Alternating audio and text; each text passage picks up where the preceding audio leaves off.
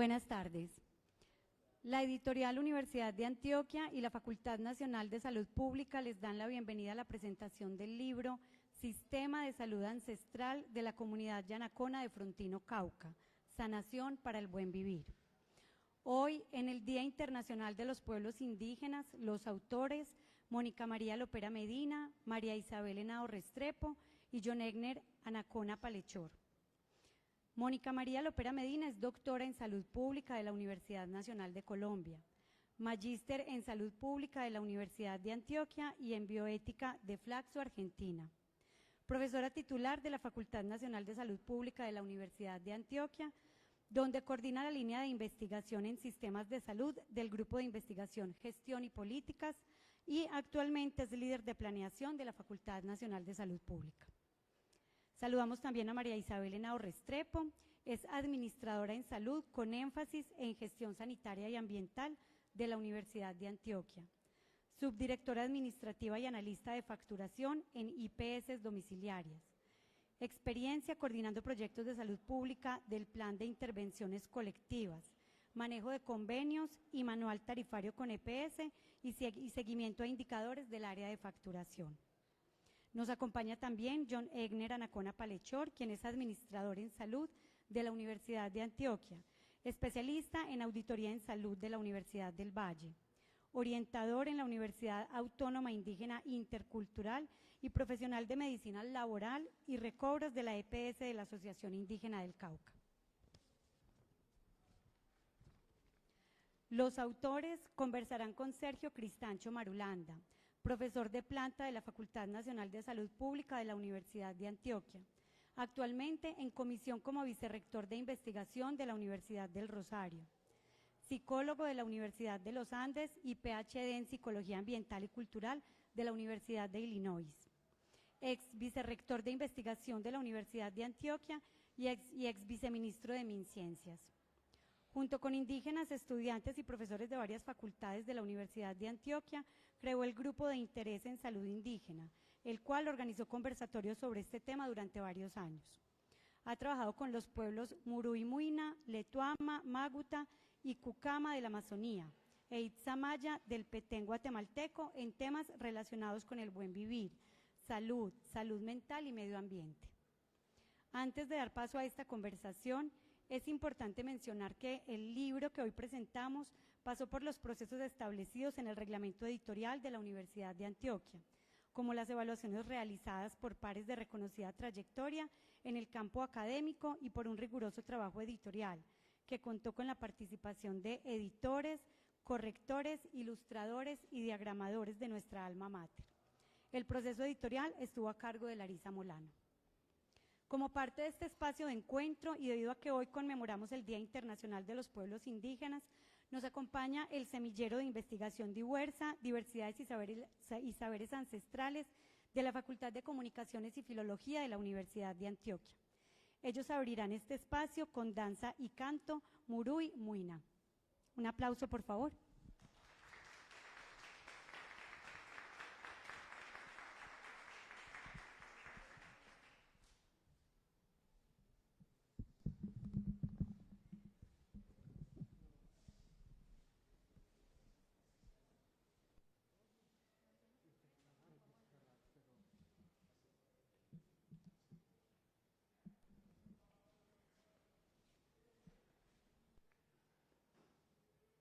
Ma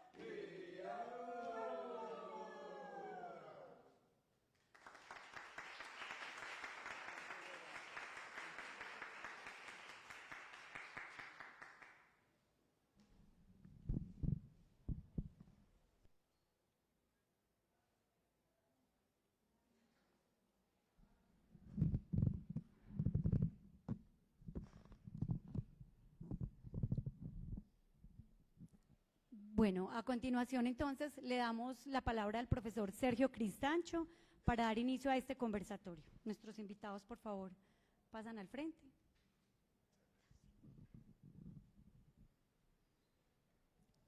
Bueno, muy buenas tardes para todas y todos. Es un gusto tenerlos aquí, a ustedes quienes están presentes aquí en la aula múltiple de la Facultad Nacional de Salud Pública, así como también a quienes nos acompañan de manera virtual a través del canal institucional. Quiero también darle un saludo muy especial a los autores de este libro, Sistema de Salud Ancestral, de la comunidad Yanacona de Frontino Cauca, Sanación para el Buen Vivir, la profesora Mónica María Lopera, quien amablemente me invitó a ser parte de este conversatorio junto con los demás autores, María Isabel Henao y John Hegner Anacona. Creo que el formato que vamos a tener va a ser un formato muy flexible, muy tranquilo, de diálogo. Eso es lo que queremos hacer, un diálogo ameno esta tarde, para poder ahondar un poco más de la información que la mayoría de ustedes tienen acerca de este libro hasta el momento, que posiblemente han visto la carátula, han visto algunas imágenes, algunos de ustedes de pronto, si son muy cercanos a los autores, habrán podido hojear parte del texto, pero la idea es que hoy nos ahondemos mucho más en los contenidos de este libro, que ha sido publicado por la editorial de la Universidad de Antioquia, a quien también quiero agradecerle porque viene apoyando la publicación de trabajos de investigación que obviamente enriquecen ese acervo de conocimiento que viene construyendo la universidad hace tiempo. Voy a hacer una pequeña introducción, pero pues antes de eso quiero dar la palabra muy rápidamente, si quieren dar un saludo también a la profe Mónica, a John Hegner y a María Isabel, y enseguida ya hago una introducción, después de lo cual ya abordaremos algunas preguntas que quiero hacerles el día de hoy. Entonces, bienvenida, profe Mónica. Gracias, profe Sergio. Me alegra mucho este encuentro.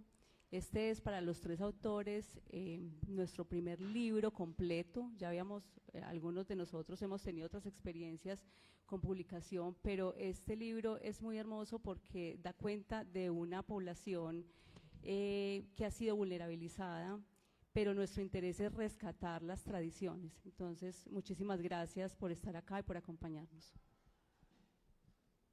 Bueno, primero que todo agradecerle a Dios, a los espíritus de la Madre Tierra, por tenernos y por, digamos, por el libro, ¿no? Todas las vivencias y esa investigación que se hizo en mi comunidad. Bueno, yo también quiero agradecer en especial a la comunidad Yanacona de Frontino porque nos permitió pues llevar a cabo esta investigación, producto de la investigación sacar este libro, que como decía ahorita la profesora, la idea es poder rescatar estas prácticas ancestrales que se han ido perdiendo pues de generación en generación a causa también de la medicina alopática, pero que la idea es que estas creencias y estas costumbres no se pierdan, sino que por el contrario se pueda seguir manejando ese arraigo que se tiene por la cultura tradicional. Muchas gracias. También le extendemos un agradecimiento al semillero Diversa de Conocimientos y Saberes Ancestrales de la Facultad de Comunicaciones y Filología, que hizo esta bonita danza del pueblo Muro y Muina, que además en su contenido habla de temas de sanación. Ahorita ya tendremos chance, seguramente después de ahondar con las participaciones de ellos en la parte en la que abriremos también, ustedes tendrán el chance como público de hacer algunas preguntas hacia el final de este conversatorio. Entonces también le pediría al semillero que en ese espacio también brevemente nos cuente un poco de la danza y el contenido de la letra que hicieron. Bueno, realmente para mí es un gusto poder estar aquí. El tema de salud indígena es un tema que siempre me ha convocado. Celebro mucho la realización de esta publicación en un entorno donde, a pesar de que los que estamos aquí tenemos un interés natural por este tema, no es frecuente encontrar en la literatura de salud pública temas relacionados con la salud indígena. Realmente, si fuéramos a contabilizar los textos que hay sobre este tema, son bastante escasos. A curiosidad ya, digamos, siendo algo llamativo para quienes nos sentimos muy apasionados por este tema. Entonces hay que celebrar este trabajo que se ha logrado para la publicación de un texto. También, obviamente, agradecer el apoyo que se ha dado desde la editorial para su materialización y contarles también que este tema se viene trabajando desde hace varios años en la Facultad Nacional de Salud Pública. Tenemos el gran legado de un maestro como lo fue Héctor Abad Gómez, que siempre, a pesar, junto con otros profesores de esa generación, a pesar de haber recibido una formación muy dentro del modelo biomédico, también siempre se preocupó por situar en la cabeza de la agenda de la salud pública temas como la justicia, la equidad, el bienestar, la paz, o sea, la no violencia, que eran temas que eran curiosos que un médico estuviera hablando en esa época, y más en un entorno universitario. Y esto también da cuenta de una visión integral que se ha venido consolidando con el pasar de los años de la salud pública por parte de esta facultad, que trasciende, por supuesto, los modelos más tradicionales de concepción de las enfermedades, que eran lo que estaba centrado de base el modelo salubrista originalmente, y ha venido avanzando en una diversidad de campos que incluyen campos como la epidemiología, la estadística, los sistemas de información, que parten de ciencias, digamos, más tradicionales, y también incorpora asuntos tan complejos como las políticas públicas, los sistemas en salud, los movimientos sociales relacionados con los temas de salud, también dinámicas organizacionales y comunitarias alrededor de la salud y el bienestar. Entonces, quiero hacer mención en esto porque eso es una escuela que se ha venido creando con el pasar del tiempo en la facultad, y es importante rescatarla y aprovechar esta ocasión hoy en el Día de la Celebración de los Pueblos Indígenas para reivindicarla. En lo que respecta a las áreas que más yo conozco, digamos, con base en el trabajo que hicimos desde el Grupo de Interés en Salud Indígena, la línea de salud mental comunitaria e intercultural, comenzamos con investigaciones acerca del buen vivir en la Amazonía colombiana, y después hicimos una serie de conversatorios, como ahorita lo mencionaba Ana Beatriz, aquí en el auditorio de la Facultad Nacional de Salud Pública, la mayoría de las veces, sobre salud indígena. 7 años consecutivos, en un momento en el que se estaba estructurando el SISPI, que es el Sistema Indígena de Salud Propia Intercultural, y de ahí salieron con diálogos con mayores, mayoras de los diferentes pueblos indígenas, académicos, personas de las organizaciones sociales, salieron importantes ideas, recomendaciones, y sobre todo se formaron personas que hoy en día están en los liderazgos muchas veces de los sistemas de salud ancestrales y también en otros entornos organizacionales. Entonces, esto también es un reconocimiento a la facultad que le ha hecho una apuesta a este tema. Más recientemente, se han venido consolidando estados del arte sobre temáticas relacionadas con, por ejemplo, salud mental indígena y otros temas en la facultad, y proyectos de estudiantes de pregrado y posgrado, que antes era muy poco frecuente, de los pueblos indígenas, es decir, de indígenas estudiantes. Cada vez más se ven proyectos que se estén desarrollando en la comunidad. Esto es algo que celebramos profundamente y como facultad nos orgullecemos y animamos a que se siga haciendo. También últimamente ha habido proyectos de regalías en temas relacionados con soberanía alimentaria, y también acceso diferencial para los pueblos indígenas. Estas reflexiones se escalaron a nivel universitario por afortunadas coincidencias en lo que se llamó en su momento el proyecto de diálogo de saberes, liderado por la Vicerrectoría de Investigación de la Universidad de Antioquia, y el cual fue partícipe justamente el Semillero Diversa y otros actores de los pueblos indígenas, de los pueblos afro, también de colectivos campesinos, de colectivos en condición de discapacidad, de diversidades sexuales, para tratar de pensarse en modelos y en otras perspectivas, cómo enriquecer a partir de la diversidad epistémica que cohabita en esta universidad una propuesta de política en investigación. Todo esto lo hago justamente para dar ese contexto, porque a partir de esto, de un texto que está disponible en el repositorio que se llama Diálogo de Saberes, institucional de la UdeA, también surgió una convocatoria CODI, que financió proyectos que ahorita están ya o en ejecución o terminándose, que buscan dos cosas. Primero, poner en diálogo esas diversas epistemes, y segundo, también llevar soluciones concretas a partir de ese diálogo a las necesidades de las comunidades. Programas como el de licenciatura en Pedagogía de la Madre Tierra, la licenciatura en Ruralidad de Paz y el programa de Lenguas Ancestrales, que ya han venido ganando mucho terreno en los últimos años en la universidad, son una muestra de que la Universidad de Antioquia tiene también dentro de su bagaje y sus propósitos el reivindicar todos los temas relacionados con las diversidades en temas de conocimientos en los diferentes campos del saber, y por supuesto en el área de la salud, que es tan importante, pues aquí se ve materializado en la publicación de este texto. Ahorita sí, después de ese contexto, situémonos en el texto que vamos a hacer el lanzamiento el día de hoy. En los pueblos indígenas siempre se habla del origen, es muy importante, es de dónde surge toda la idea de la publicación de este texto. Y en eso quisiera preguntarles, inicialmente a la profe Mónica y por supuesto a John Hegner y también a María Isabel en caso de que quisieran complementar, cómo surgió la idea del libro, bajo qué iniciativa o proyecto previo, quiénes participaron y, por qué no también, por qué se escogió el Día Internacional de los Pueblos Indígenas para hacer el lanzamiento de este libro. Bueno, la propuesta surgió, digamos, de intereses concurrentes. Yo había dado el curso de Sistemas de Salud, que es un curso que, a propósito, Sergio, incorpora como una nueva forma de entender los sistemas de salud, ya no solamente entender la oficialidad, sino todos esos sistemas que tenemos para garantizar la salud o no de diversas poblaciones, poblaciones que han sido vulneradas de alguna manera, población privada de la libertad que tiene un propio subsistema, la población indígena.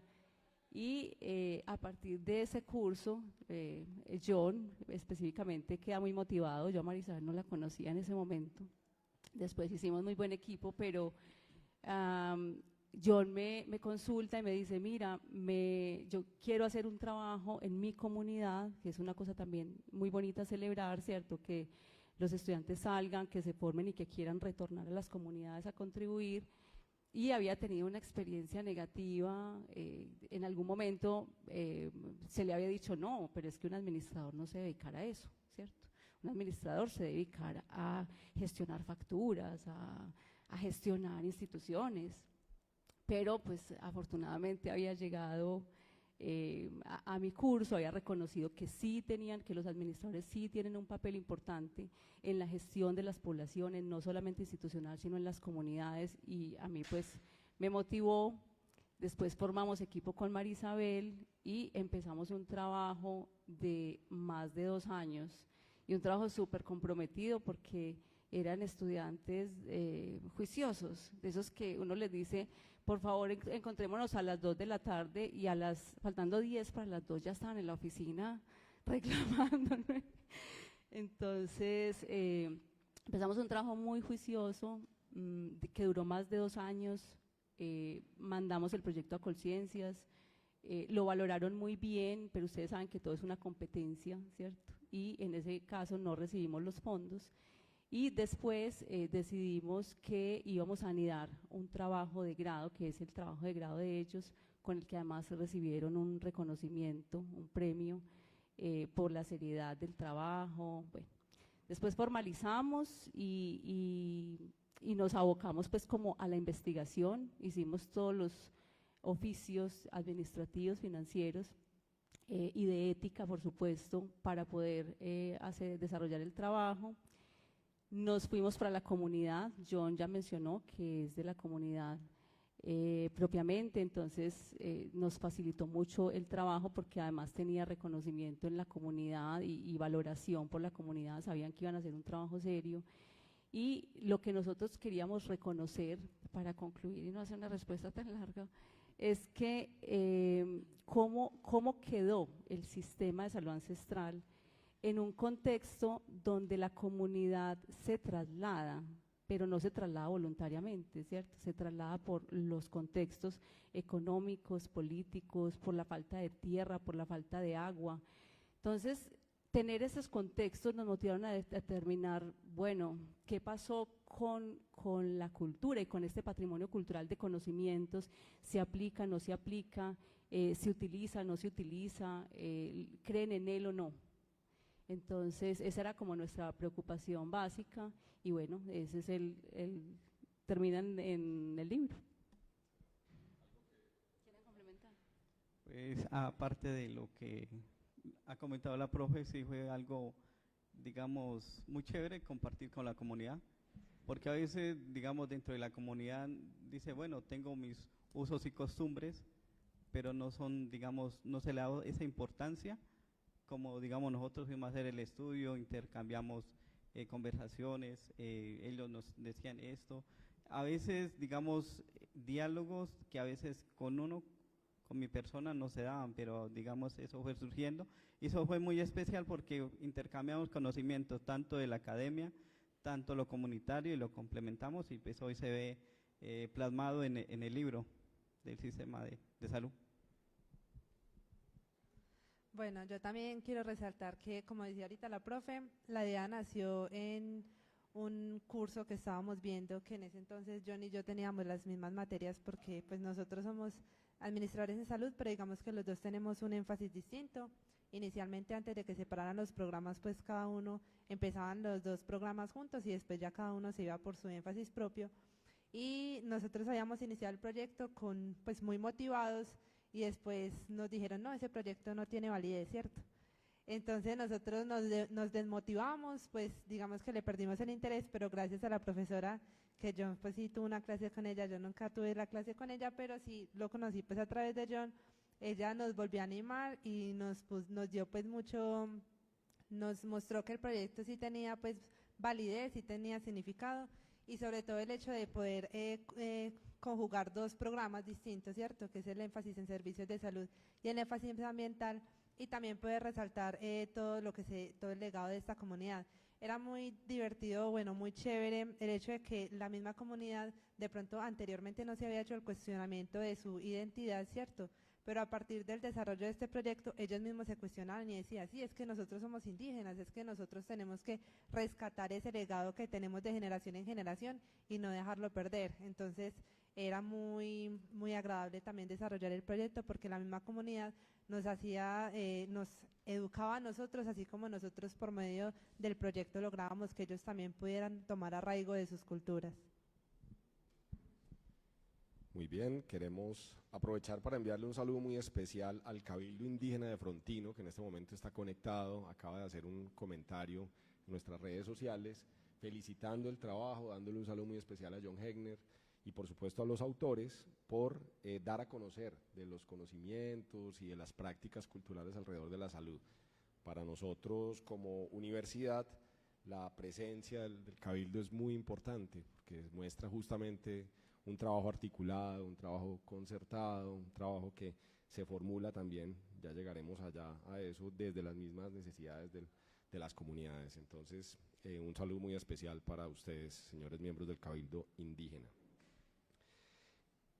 Quisiera ahorita que pasáramos un poco justamente en línea con este reconocimiento al Cabildo, en conocer un poco más del contexto del pueblo Yanacona, de Frontino, Cauca, que es el foco de este trabajo, y pues por supuesto John Hegner es miembro de la comunidad y quisiera hacerle estas preguntas a John Hegner, que nos cuente un poco acerca de su pueblo, de su comunidad, cuáles son las grandes perspectivas que tiene el pueblo Yanacona, los rituales, la lengua, dónde están asentados, cuáles son actualmente sus principales temas de interés y los grandes desafíos también que está afrontando el pueblo Yanacona. Y por último, que nos cuente también cuál es el simbolismo que está embebido en esta espiral que usted mismo hizo cuando estábamos en diálogos preparatorios para esto. John Hegner me dijo, yo quiero hacer una figura, una espiral con flores el día ya del lanzamiento. Entonces, también para que todos lo puedan conocer, qué simboliza esta espiral y los demás elementos que trajo John Hegner de allá de la comunidad. Bueno, primero pues vamos a saber dónde queda ubicado la comunidad indígena de Frontino, ¿no? Principalmente está ubicado al suroccidente colombiano, más precisamente en el macizo colombiano, donde es la cuna del pueblo Yanacuna, el cual pues en gran parte se ha situado donde está el Cabildo Frontino, en el municipio de La Sierra. No solo este cabildo, sino que existen otros 3 cabildos más. Está el Cabildo del Moral, el Cabildo del Oso, el Cabildo de Puertas. Dentro de esto, pues, gran parte, digamos, dentro de las comunidades indígenas compartimos con otras poblaciones, con población campesina, afro, también mulatas que hay dentro del municipio. Y pues aquí a mis espaldas hay un poquito también de, digamos, esa contextualización del pueblo Yanacona. Actualmente buscamos fortalecer nuestro idioma quechua, que poco a poco se ha ido perdiendo, pero digamos con la ayuda del CRIC, del PEVI, del Cabildo Mayor, han buscado la manera de cómo recuperar nuestro idioma. Ha sido bastante complejo por los factores internos, externos. Eso les quería comentar. También avisarles de que el Cabildo Frontino está ubicado al norte del municipio de La Sierra. Actualmente, pues según el censo poblacional, está en 372 personas, lo cual agrupa a 129 familias que son originarias en gran parte del resguardo de Río Blanco. Anteriormente, pues comentaba la profe, por asuntos de movilidad o porque la carencia de tierras o de agua, pues tuvieron que movilizarse a este sitio que pues hoy se denomina, cuando hicimos el estudio era Cabildo Indígena de Frontino, actualmente es el Resguardo Indígena de Frontino, lo cual pues eso hace que poco a poco nos apropiemos más de nuestro territorio. Es por eso que este estudio que hicimos, se hizo en la comunidad, despertó a la comunidad, despertó a las personas que en ese momento hicieron parte del estudio, porque bueno, se preguntan, bueno, somos provenientes de diversos resguardos, en este caso Río Blanco, Pancitará, Huachicono, vieron la necesidad, digamos, de reunirse y primero pues como comunidad y después como un cabildo, actualmente como resguardo, mirar qué necesidades se iban pues presentando a nivel, digamos, de organización. Esto ha llevado que hemos ido fortaleciendo nuestro sistema de salud ancestral. Pues el profe Sergio comentaba lo del CISPI. Eso poco a poco, digamos, dentro de las comunidades indígenas ha estado presente, sino que pues no se le ha dado, digamos, esa importancia o esa relevancia que tiene nuestro sistema. También se ha venido en cuestión de lo de educación, lo de cultura, y también procediendo, digamos, en nuestro resguardo, en este caso el pueblo Yanacuna o Yanacona, como gran parte se lo conoce. Hay nuestro pilar, que es el pescar, que gran parte, digamos, dentro de nuestras comunidades, y ustedes dirán ¿qué es pescar?, ¿no? Está lo político, es nuestro plan de vida, está lo político, lo económico, lo social, lo cultural, lo ambiental y las relaciones internas y externas. Y esto pues de una u otra manera este estudio pues fortaleció ese plan y yo actualmente pues se ha venido trabajando en fortalecer todos estos usos y costumbres de nuestra comunidad. Y pues como pasando actualmente a qué significa, digamos, el espiral es el inicio y el fin. Como procesos indígenas son unos procesos dinámicos, cambiantes, que no es solo decir que un proceso tiene su inicio y tiene su final.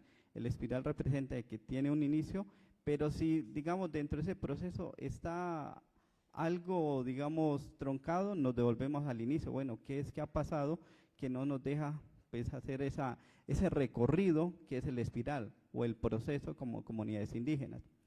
También tenemos entre los rituales al Inti Raymi, que es la fiesta del sol, a Quilla Raymi, a la fiesta de la luna, y también tenemos 4 fiestas pues, que se realizan en el año. Esto pues el florecimiento, el agradecimiento también a los cultivos, a la naturaleza y a todos los que hacen parte del territorio. Y pues acá al lado del libro pues tenemos las mochilas, que eso es una representación cultural y de identidad como pueblos yanaconas. Actualmente pues tenemos al lado derecho la mochila de fique, los chumbes. Los chumbes son utilizados para los niños cuando nacen para que pues no sufran, digamos, alguna malformación a nivel del abdomen, el estómago. Los enchumban para que sean muy fuertes, eso dicen los abuelos, ¿no? Tenemos al lado también una representación, la bandera del CRIC, que de una u otra manera ha sido donde nace y donde se fortalecen todos los procesos indígenas.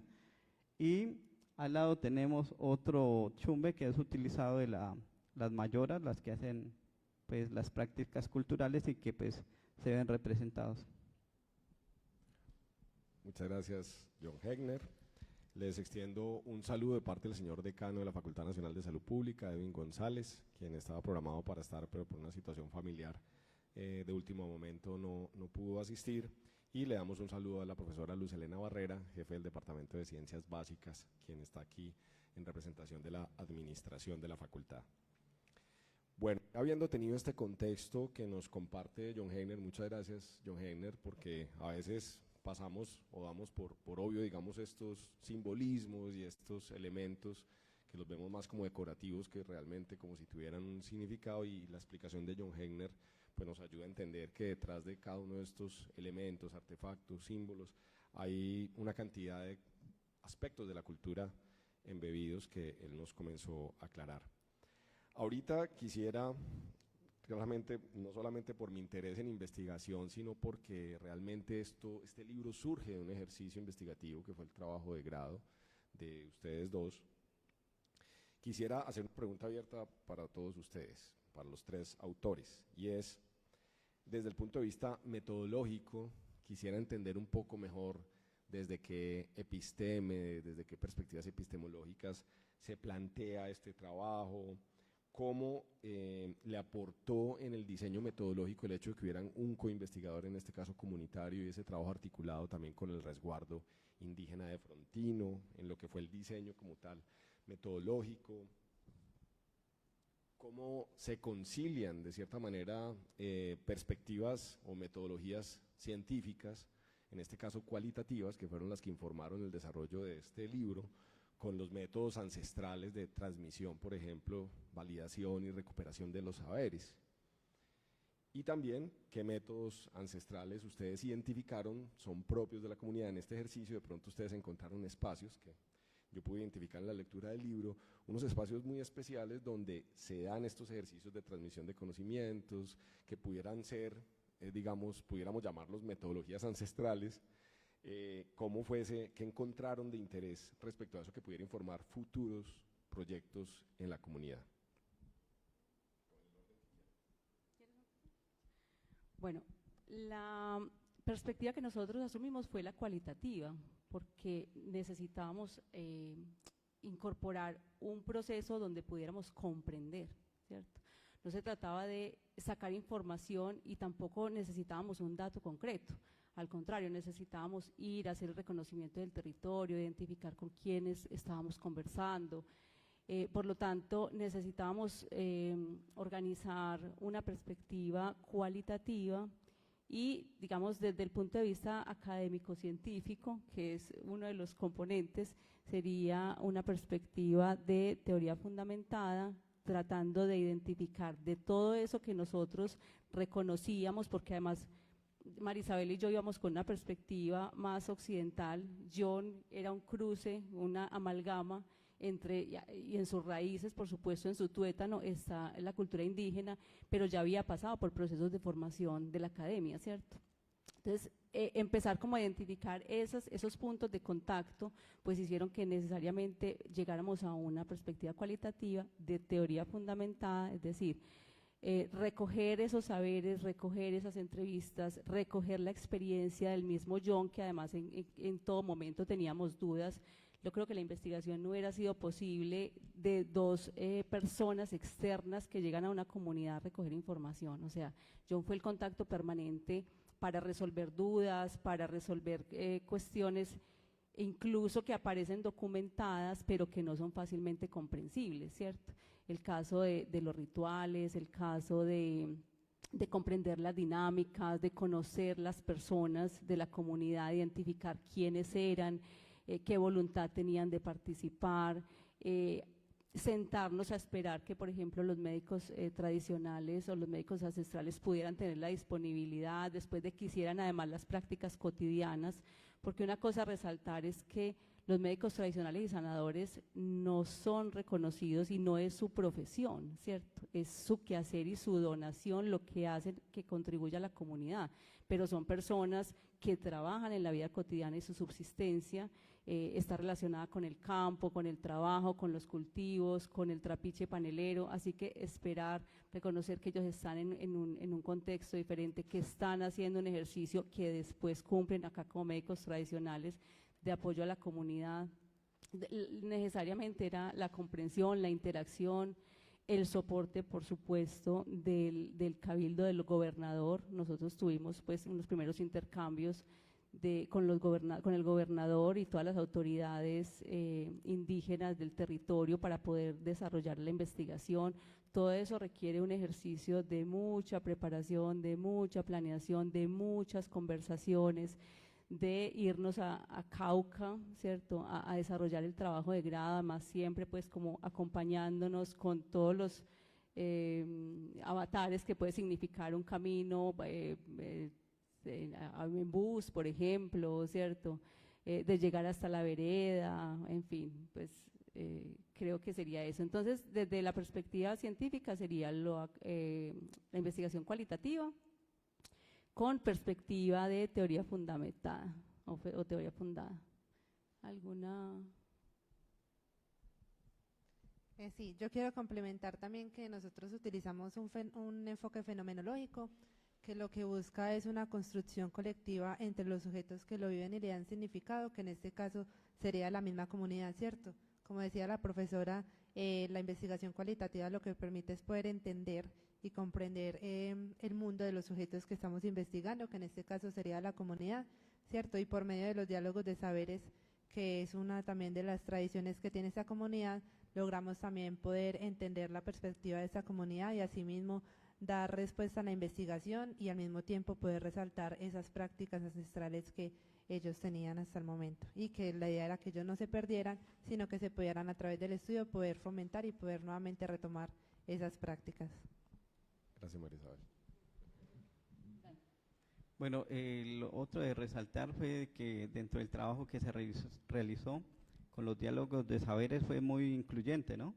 Porque no digamos, vamos a decir, bueno, usted porque es joven, adulto, no puede hacer de ese parte ese diálogo de saberes. Eso fue muy enriquecedor porque conocimos perspectivas, digamos, y otras miradas de los jóvenes, los adultos y los niños también. No fue tan cerrado como a veces pues, se pensó, ¿no? De acá de decir, bueno, vamos a reunirnos con X o Y población, sino que eso fue incluyente, todos los que llegaran y todos participaban y todos daban ideas y así se fue construyendo, pues, y lo que hoy se conoce, lo que está plasmado dentro del libro.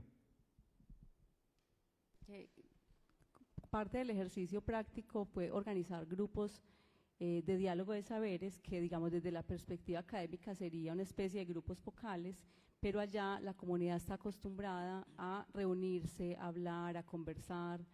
Entonces nos organizamos por grupos que no eran excluyentes, es decir, nuestra idea era que íbamos a conversar con mujeres de tal edad y teníamos un pensamiento de que los grupos se diferenciaban, puesto que el concepto de salud para mujeres era posiblemente distinto, o para mujeres o para hombres o para grupos de edad podía llegar a ser distinto, o que nos íbamos a encontrar con particularidades que teníamos que salvaguardar, ¿cierto? En efecto, privacidad, así se contemplaron los grupos, pero para ciertos grupos nos dábamos cuenta que ellos querían participar y que llegaban a cualquier grupo de los que no estaban contemplados.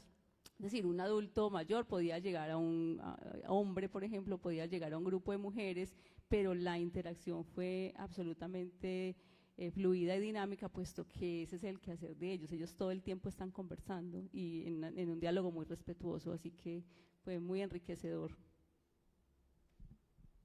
Es interesante mirar pues la flexibilidad con la que desde el punto de vista académico, digamos, se generan formatos diferentes a los más convencionales y estructurados como pueden ser estos métodos, pero también la flexibilidad de la comunidad para acomodarse a una interfase de diálogo, ¿no?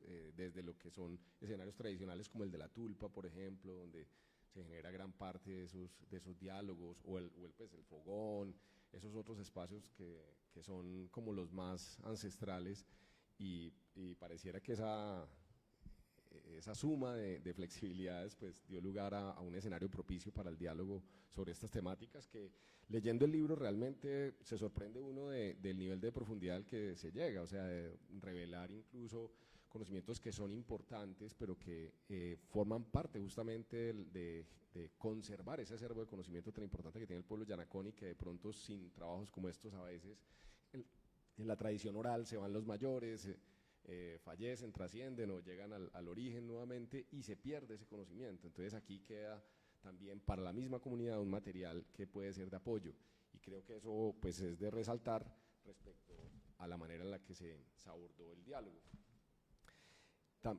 Sí, claro, profe Mónica, adelante.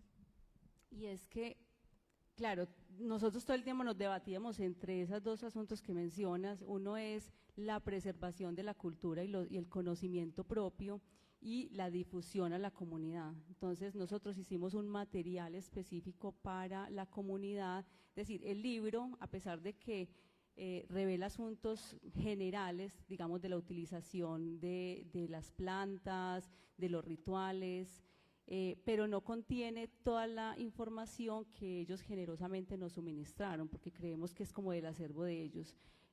Las recetas específicas de junte esta planta con esta planta, o sea, en el libro se revela de manera general que para los cólicos menstruales, por ejemplo, se puede utilizar tales y tales plantas, pero a ellos les quedó el recetario, ¿cierto?, de cómo se administra, cuál es la posología, qué plantas se juntan específicamente para X o Y enfermedades que entre otras no son solamente enfermedades físicas, ¿cierto?, sino que son enfermedades del alma, enfermedades espirituales.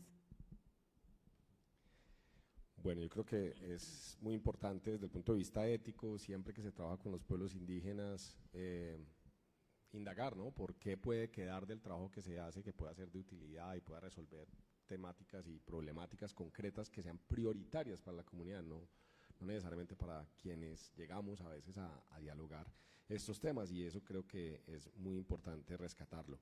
Vámonos entonces ahorita sí un poco a los resultados, que ya comenzamos a tocar un poco estos temas, lo de los rituales, un poco también lo que mencionaba ahorita la profe Mónica, pero quisiera preguntarle a María Isabel un poco acerca de cuáles son esos conceptos de salud, de enfermedad que ustedes encontraron, si se dialoga con esos conceptos más de las ciencias occidentales como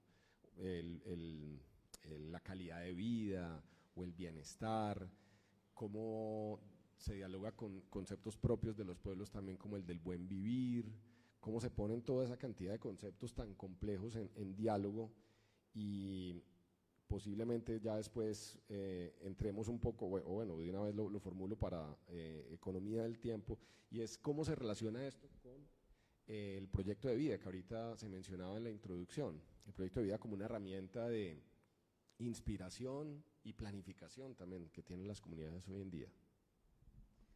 Bueno, nosotros cuando hacíamos la investigación, nosotros pues tomamos siempre el tema de calidad de vida desde el punto de vista occidental, ¿cierto?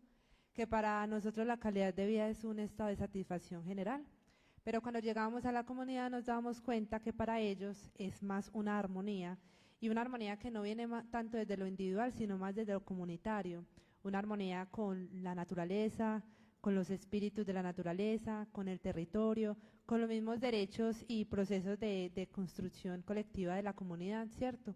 Que es lo que ellos denominan hoy en día como el buen vivir, ¿cierto?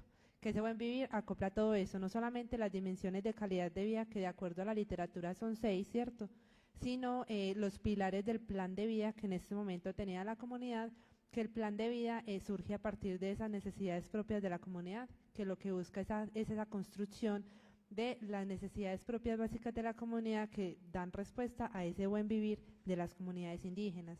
Cuando hacíamos la investigación encontrábamos que conjunto con la literatura, ¿cierto?, teníamos 6 dimensiones de calidad de vida que también hacían parte de los pilares del plan de vida de la comunidad, y al mismo tiempo también surgían otros 3 pilares que eran propiamente del plan de vida, que son pilares trascendentales a todas las dimensiones de calidad de vida de la comunidad. En este caso entonces teníamos, por ejemplo, el pilar político, que tiene que ver con la construcción propia del cabildo, En ese entonces la comunidad tenía una afiliación voluntaria al Cabildo. El Cabildo, como decía ahorita John, nace a partir de la construcción o el conjunto de varias familias que fueron desplazadas o que se tuvieron que desplazar por las situaciones económicas o por situaciones de tierra y de condiciones pues de la naturaleza que de pronto no les daba para subsistir, y a partir de ahí crearon como tal el Cabildo de Frontino. Entonces el pilar político tenía que ver con eso, con la construcción del Cabildo, la afiliación voluntaria al Cabildo. La mayoría de las comunidades, por no decir que todas las familias, pertenecían a esta etnia yanacona, pero también habían otras familias que venían de otras etnias, pero que se reconocían también dentro de la etnia yanacona al hacer la afiliación al Cabildo. También teníamos el pilar cultural, que tiene que ver con todo lo que es el arraigo de esta comunidad, que es lo que los reconoce a ellos como pueblo yanacona. Como decía ahorita John, por ejemplo, tenemos los bolsos, ¿cierto?, que son propios de la comunidad, también la lengua que en el momento es el quechua, aunque dentro de la investigación veíamos que esta lengua se ha perdido un poco, pero que la idea también es que a través de las escuelas interculturales, nuevamente poder enseñarle estos a los niños y que ellos también puedan aprender esta lengua y también mantenerla de generación en generación. Y también las relaciones internas y externas, que también era un pilar trascendental, que era cuando hacían la construcción colectiva entre toda la comunidad de estas dimensiones del plan de vida o del buen vivir de la comunidad. Y ya pues en conjunto con la literatura teníamos lo que es la dimensión física, que para nosotros puede ser, digamos, estar bien físicamente y no tener enfermedades, pero para la comunidad está más relacionado con el estar bien, pero el estar bien no solamente ellos, sino también dentro de la comunidad. Es un estado también de satisfacción general, donde ellos no solamente no tienen enfermedades físicas, sino que también están, digamos, libres de enfermedades espirituales o del alma, o están en una relación en armonía con la comunidad, o sea, no tienen enfrentamientos o peleas con algunos miembros de la comunidad, o sea, se relaciona con el bienestar social y con el bienestar ambiental, porque también tenía que ver con estar en un estado de calidad de vida en cuanto al medio ambiente, que en este momento, por ejemplo, se veían afectados por la minería. Entonces tenemos también el bienestar ambiental, que ellos lo concebían también como ese estar en esa armonía con el territorio, que incluía el agua, que para ellos es una fuente sagrada, donde también ellos tienen espíritus que cuidan como tal las aguas, y que también tienen rituales dentro de la comunidad para hacer sanación a estas aguas y para que las aguas no se sequen. Y como les decía, pues a veces ellos se veían afectados por el tema de la minería, que aunque la comunidad ha hecho muchos esfuerzos para que esta minería no los afecte, ¿cierto?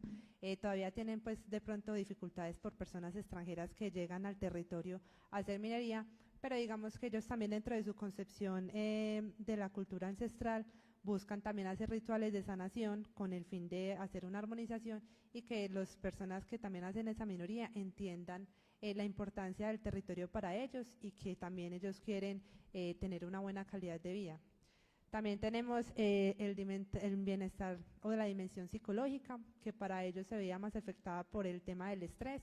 Nos comentaban también a través de los diálogos de saberes que anteriormente los mayores no se estresaban porque ellos no se preocupaban por el día a día, sino que solamente vivían el hoy. Y que hoy en día la comunidad se veía afectada por el tema del estrés, del consumo de sustancias psicoactivas, de la vida sexual activa en temprana edad, porque también se preocupaban todo el tiempo, digamos, por el mañana, porque a veces los jóvenes se veían envueltos en vicios, pero que también a través de la medicina tradicional ellos podían hacer rituales de sanación que permitían que también los jóvenes dejaran de consumir esas sustancias, y fortaleciendo, por ejemplo, el tema de los sitios sagrados, que a través de estos sitios sagrados los jóvenes cuando hacían esas caminatas a los sitios sagrados, hacerles guardia a estos sitios sagrados, se olvidaban un poco de pronto de la cultura occidental y lograban enfocarse un poco más en la cultura tradicional de ellos. También está la dimensión económica, que tenía que ver con las relaciones de sustento de la comunidad. Como mencionaba ahorita John, también la comunidad vive de la pesca, también de los cultivos agropecuarios, también del mame, pues de la venta de productos propios construidos en la comunidad, como es el cultivo de algunos productos agropecuarios, ¿cierto? Pero también este bienestar económico se veía afectado a veces por las mismas enfermedades que se podían presentar en el hacer. Entonces, por ejemplo, a veces estaban cabalgando y tenían alguna fractura o alguna lesión, pero por medio del sobador ellos podían, digamos, tratar esta enfermedad que se hubiera surgido del trabajo como tal. Aún así, la comunidad también manifestaba en el bienestar económico, que a veces se veían afectados por el tema de que no tenían muchos recursos dentro de la comunidad para también ellos poder tener su propio sustento. Entonces, por ejemplo, la comunidad tenía algunas huertas medicinales, algunos consumos o algunos cultivos de plantas o cultivos de productos agropecuarios, pero también como se utilizaban a veces químicos para el cultivo de esas plantas, entonces ya estos dejaban de ser naturales y obviamente afectaba también la salud de la población, pero la comunidad también estaba trabajando en pro de que se pudieran utilizar, digamos, insecticidas naturales creados por la misma comunidad, de forma que se pudiera evitar también la contaminación de esos cultivos y asimismo una alimentación sana. No sé qué dimensión me falta. Creo que ya, no sé si… Bueno, esto claramente nos muestra, digamos, la complejidad y la multidimensionalidad, ¿no? De conceptos como el de bienestar, salud, enfermedad y por supuesto yo andaba un poco con este tema del buen vivir, que es lo que uno encuentra frecuentemente en textos como los del CISPI y también los diálogos que hemos tenido aquí con los pueblos indígenas, con los mayores. Y por supuesto hay un sistema ancestral, ¿no?, que trata de velar porque esta dimensión del buen vivir se preserve en la comunidad y se evite la desarmonización, que es lo que normalmente se interpreta, es lo que lleva a la condición de padecimiento, de enfermedad, de disfuncionalidad. El libro en su página 52 define los sistemas de salud indígena como de esta manera, dice: la medicina tradicional se define como un sistema cultural mediante el cual la comunidad hace uso de prácticas ancestrales y saberes transmitidos de generación en generación para tratar la enfermedad utilizando plantas y rituales de armonización. Pero más allá de tratar la enfermedad, también dicen otros apartes que se recupere el estado natural del paciente, de armonía con Dios y con los espíritus presentes en el territorio, con su familia y con la naturaleza. Y básicamente se enfatiza mucho que el objetivo de este sistema ancestral es restablecer la armonía. O sea, básicamente el buen vivir depende de una situación de armonía entre todas estas dimensiones, estos pilares, ¿cierto?, del bienestar, y cuando no se da esa armonía es que comienzan a aparecer expresiones de problemáticas, digamos.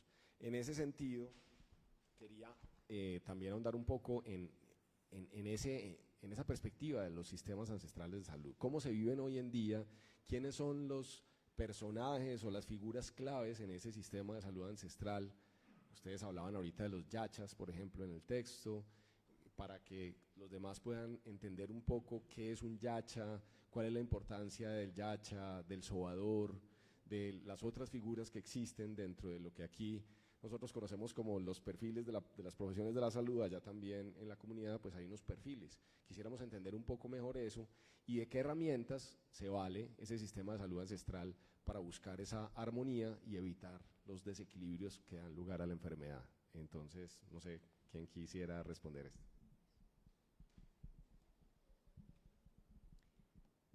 Bueno, nosotros entendemos este sistema, y ese fue el punto de partida, de que el sistema no era solamente los médicos y las prácticas reconocidas por todos, que en general ha sido el trabajo con las plantas y los rituales. Poniendo un poco la teoría de los sistemas, trasladándola un poco, nosotros queríamos reconocer valores, actores, prácticas, conceptos, técnicas, insumos que se requerían, sistemas de financiación. Entonces la idea era un poco como salirnos de este enfoque básico donde la medicina ancestral es simplemente el contacto entre un médico ancestral y un paciente. Totalmente lo contrario. El sistema ancestral tiene unos actores fundamentales como los médicos tradicionales, que además tienen una subdivisión de funciones, son especializados en algún asunto. Entonces hay un médico general que puede tener conocimiento de muchos de los procesos, de muchas de las técnicas, de muchos de los elementos, y cómo aplicar esto. Ahorita les vamos a explicar un poco cómo se junta el sistema de salud con estos pilares del bienestar o del buen vivir. Entonces la idea es que aquí hay un conjunto de médicos y de sanadores que tienen funciones específicas. Reconocimos, los médicos en general se llaman yachas, pero reconocimos, por ejemplo, el ejercicio de las sobadoras, que son las que participan en todo el proceso de gestación, además dando un apoyo y un soporte emocional y físico a las gestantes. Les hace el seguimiento y el monitoreo, es un asunto específicamente de apoyo y de acompañamiento, ¿cierto? Es una cosa muy permanente, totalmente distinta a lo que sucede en nuestro sistema de salud y en nuestra cultura. También reconocíamos a la partera, ese es más conocido también, ¿cierto?, que asiste en el proceso del alumbramiento, y no solamente el alumbramiento, sino todo ese proceso de gestación y el rol que se le da en la misma comunidad, pero también todos estos avatares que pasa cuando intenta interactuar con el sistema alopático, ¿cierto? Son personas que en general han sido excluidas, cuyo sistema de valoración es distinto, no solamente por el ejercicio que hace, sino también por los recursos que recibe. Mientras que aquí el médico, la enfermera o cualquier tipo de personal de salud tiene el reconocimiento social, pero además el reconocimiento de unos recursos, unos dineros, estas personas lo hacen a motu propio, voluntario, ¿cierto? Solo con el reconocimiento de la comunidad y la aceptabilidad de la comunidad. Reconocíamos a los aguateros, por ejemplo, que son los que identifican a través de la orina si hay algún proceso de enfermedad llamada o entendida desde la desarmonía que pueda ser tratado específicamente o con hierbas o con rituales, puesto que la enfermedad, como ya lo hemos dicho, es un proceso de desarmonía con el cuerpo, con el pensamiento, pero también con las relaciones, con la familia, en el trabajo, con la comunidad, ¿cierto? Entonces, reconocíamos a los yerbateros, que se especializan específicamente en las plantas, a los pulseadores, que son los que reconocen a través del pulso qué enfermedad tiene, sobre todo de índole espiritual, ¿cierto? Si ha tenido mal de ojo, si ha tenido espanto. ¿Quién me falta? De los médicos y sanadores. Bueno, yerbateros, aguateros, parteras, sobandera, yachas. Bueno, estos médicos, yo creo que valdría la pena también pues hacerles no solamente la exaltación de que es un trabajo voluntario, sino también el sistema de alerta, porque estos médicos, ya les dije, trabajan en otra actividad económica. Lo que encontramos es que solamente habían 6 médicos tradicionales en la comunidad, pero solamente 2 reconocidos por el sistema alopático. ¿Eso qué quiere decir? Que los otros quedaban un poco excluidos de este sistema, no solamente en reconocimiento, sino también en apoyos financieros, aunque son módicas sumas, pues que no tienen representatividad para poder vivir con calidad ellos mismos. Son médicos que tienen muchos años de experiencia, pero que al mismo tiempo es necesario reconocer que este sistema de salud ancestral corre riesgo de no ser perpetuado porque no hay quien lo acoja, ¿cierto? Primero porque hay una indicación de que estas personas o los médicos nacen con el don, ¿cierto? O sea, hay como una resistencia a creer que este conocimiento se puede aprender para los médicos, no en forma general. Toda la comunidad conoce, utiliza y sabe de algunos asuntos, de algunos procesos para mejorar y recuperar su salud y también para prevenir la enfermedad. Pero el sistema médico con estas personas, con las condiciones que les acabo de mencionar, corre pues riesgo de perderse, ¿cierto? Porque no hay una tradición donde los jóvenes quieran hacer parte de él, no hay quien reciba ese proceso transgeneracional. Bueno, eso en cuanto a médicos. Y otro componente básico del sistema de salud son las comunidades, que por supuesto reconocen, aceptan y utilizan o no el sistema ancestral. Otros actores de importancia, el mismo sistema de salud alopático, occidental, hegemónico, con el que interactúan, con el cual además también se han identificado algunos factores que van limitando o van moldeando este proceso de utilización del servicio de salud. Ejemplo, mientras que el médico, una persona que necesite, por ejemplo, una incapacidad, una licencia, debe acudir al sistema alopático para desarrollar esta actividad, mientras los médicos tradicionales no son reconocidos en tal rol. Entonces el sistema alopático y la concepción occidental hegemónica siempre hace que las personas deban consultar a este sistema en lugar del propio, y de esa manera se va como quedando atrás un poco la utilización del sistema. Entonces serían como los tres actores claves. No son los únicos, las escuelas y el sistema educativo juegan un papel importante en el proceso del sistema de salud, por el proceso de etnoeducación, que o se hace o no se hace. En la comunidad específica sí hay una escuela, pero realmente amerita el fortalecimiento, puesto que no las mismas poblaciones pues en los diálogos de saberes reconocían que en efecto se llama escuela indígena, pero que realmente necesita un reforzamiento porque no hace un ejercicio concreto para la perpetuación, digamos, de estos conocimientos ancestrales. Yo quiero complementar algo ahí, y es el tema que también la misma comunidad a veces era la encargada de que de pronto las prácticas de medicina tradicional no se reconocieran o no se llevaran a cabo, porque por ejemplo a veces los mismos yachas manifestaban que a veces la comunidad no creía en ellos, ¿cierto? Entonces si la comunidad no creía en ellos, ellos no iban a asistir donde esos médicos tradicionales y que iban a preferir asistir al sistema médico occidental.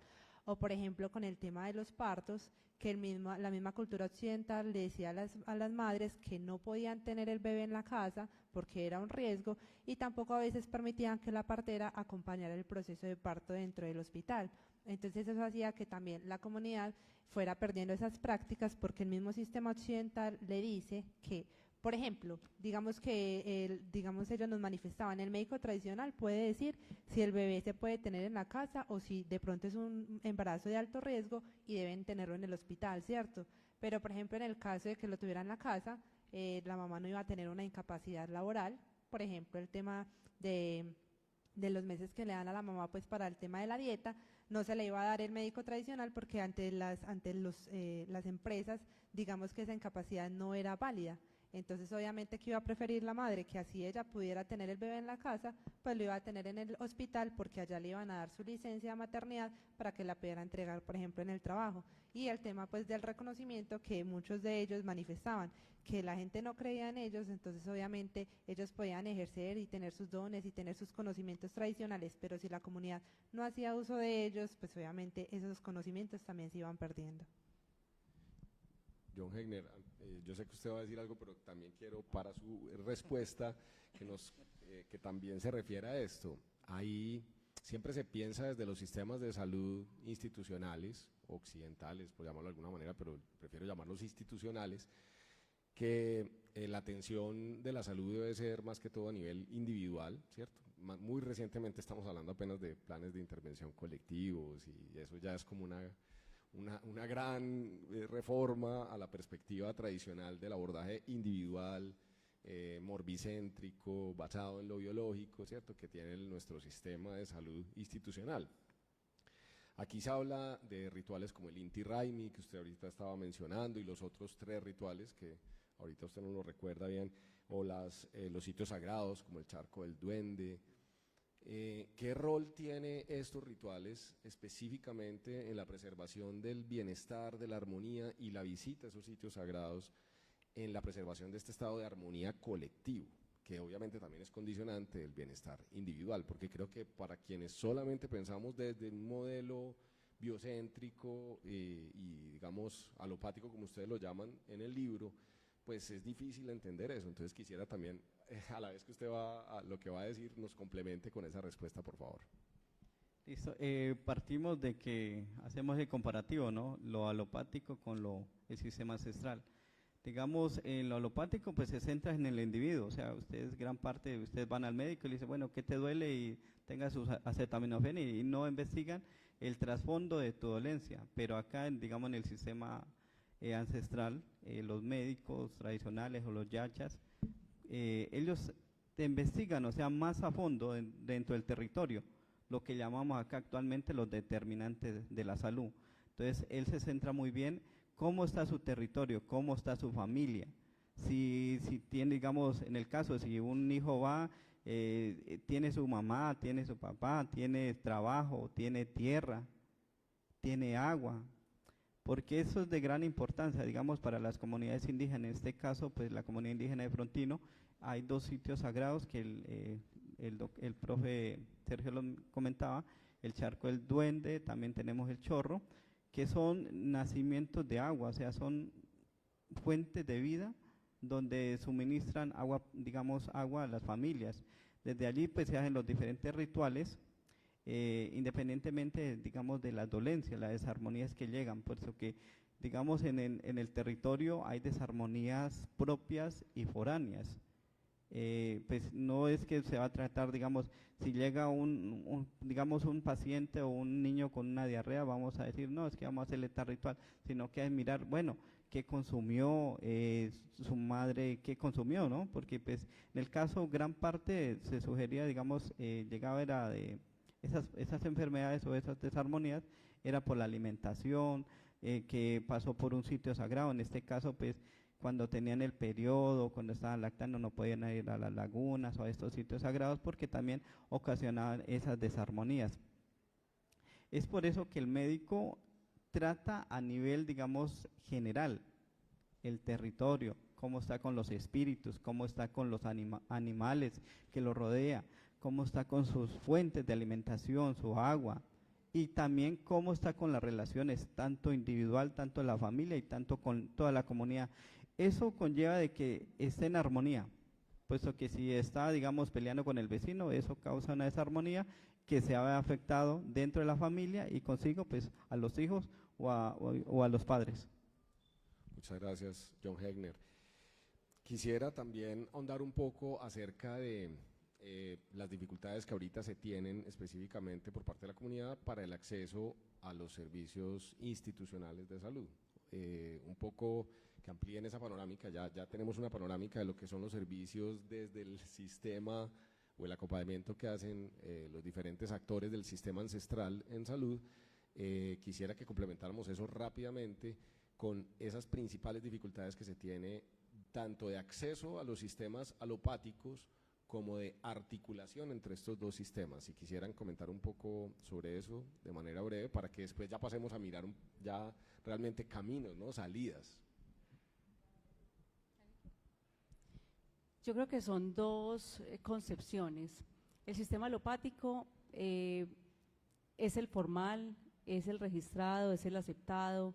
Entonces, inicialmente hay una subvaloración, ¿cierto? Hay un asunto de desbalance de poderes entre un sistema y el otro, y esto hace que definitivamente se impongan reglas que incluso se hagan por varias vías, ¿cierto? La vía, por ejemplo, de la normatividad y el asunto político de evitar la interacción, en el caso, por ejemplo, de las licencias que recién mencionábamos, pero también en la demanda inducida, ¿cierto? En las restricciones que ha tenido la comunidad para asumir el proceso de gestación y parto y de preservación de la placenta, que además tiene un significado, y eso es lo que la medicina alopática no reconoce, que todo el mundo indígena está lleno de significados, de sentidos. Para ellos la placenta, por ejemplo, es un vínculo, representa un vínculo con los hijos, pero para la medicina occidental la placenta es un proceso de descarte, ¿cierto? Necesitamos, además la disposición es como residuo. Entonces, como la incomprensión entre los 2 sistemas es uno de los problemas. Lo otro es que cuando pretendemos que haya una integración, no hay un real diálogo de saberes, precisamente por esa relación de poder. O cuando mucho se hace extracción de la información, pero no necesariamente una incorporación de los elementos que sí hacen parte de este sistema, que es absolutamente incomprendido, ¿cierto? Entonces, ponerse, y yo me pongo a ver, claro, yo soy de esta tradición, y es muy difícil llegar a comprender que es que las comunidades indígenas tienen otra concepción de la vida, otra concepción de la salud, otra concepción de la enfermedad, que en muchos casos es incompatible con los conceptos científicos, ¿cierto? Nosotros identificamos que habían, por ejemplo, conceptos sobre el embarazo que realmente necesitarían atención, puesto que aquí está el dilema, ¿cierto? Requieren atención, puesto que se requiere conversar para que quede claro qué es el tema del embarazo y no se reproduzcan otros imaginarios que puedan perjudicar a la comunidad.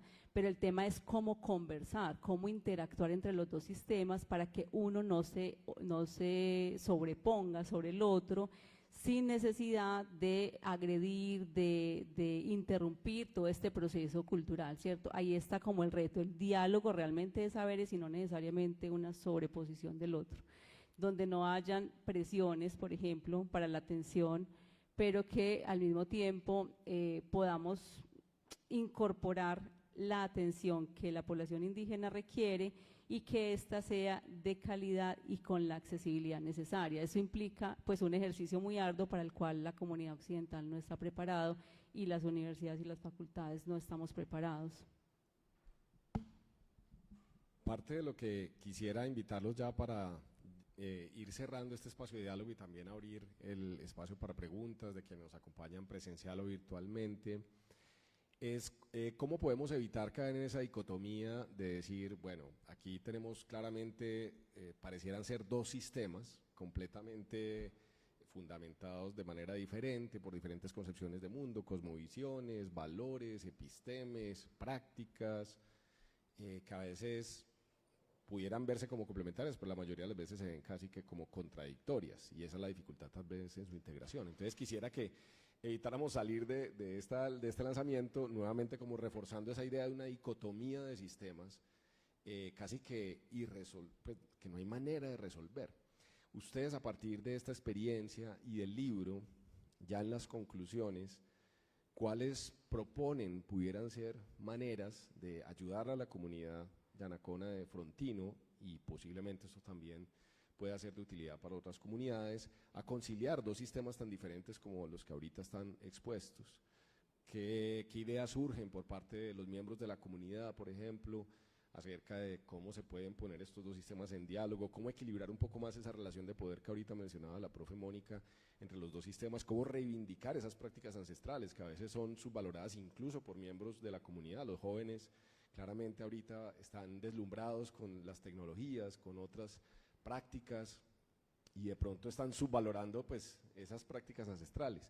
Entonces, ya en clave de solución, de recomendaciones, de propuestas, ¿qué encontraron ustedes que pudiera, digamos, ser la salida a esa perspectiva tan dicotómica de sistemas de salud, y que incluso a nivel de los sistemas de salud nacionales no se ha logrado conciliar el Sistema General de Seguridad Social en Salud con la propuesta del CISPI? Todavía no se ha logrado hacer ese tejido. Tal vez a nivel local sea el nivel que nos ayude a resolver eso y a lograr identificar cómo debe ser ese tejido para después poderlo también llevar al nivel nacional. Así que sus reflexiones en este sentido, muy valiosas. Bueno, incluso cuando nosotros realizábamos el estudio, la misma comunidad, ellos lo han identificado, muchos de ellos, y ellos mismos hacían la propuesta. Por ejemplo, ellos mismos reconocían, el sistema propio tradicional sirve para enfermedades, lo que ellos llaman enfermedades leves, ¿cierto?, que son enfermedades que se pueden tratar desde los médicos tradicionales, pero incluso los mismos miembros de la comunidad reconocían que hay enfermedades que sí o sí ameritan el uso del sistema alopático, por ejemplo, la cirugía, ¿cierto?, las enfermedades de alto costo, ¿cierto?